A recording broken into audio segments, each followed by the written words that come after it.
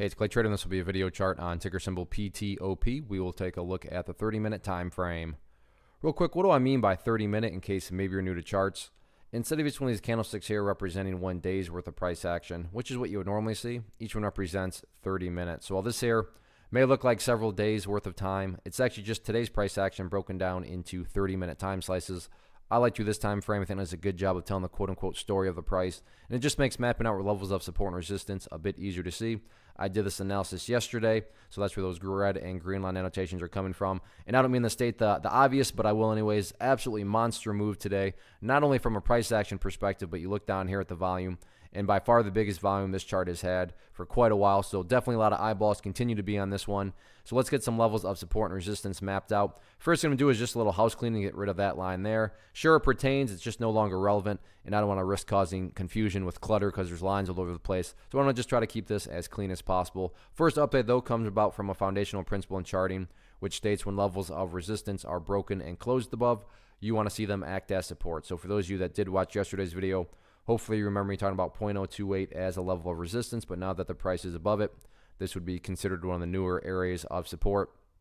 The ideal level of support going forward, meaning Hickley, what would make this chart look the absolute strongest would be if the price can stay up above 4 cents. Now, if the price falls below 4, I'm not saying everything's totally ruined or anything like that. But yeah, if the price can stay up above it, that would definitely be a huge sign of power. And then taking a step back, for those of you that care about more so the big picture of it all, and just want a very simplistic way to measure the strength of the current trend, just use that purple line right there, which is the famous 50-period simple moving average. Keyword there being moving. So as time goes by, that purple line is going to move itself higher and higher. So like I said, from a very simplistic point of view, very cut and dry as far as the strength of the current trend, as long as the price stays above that purple line, as the line itself moves higher and higher, then the strength is in fully the bull's favor. The bulls are in full health. However you can best visualize that. Point being, as long as the price is above that purple line, then as far as the bulls are concerned, everything is just fine. What about areas of resistance?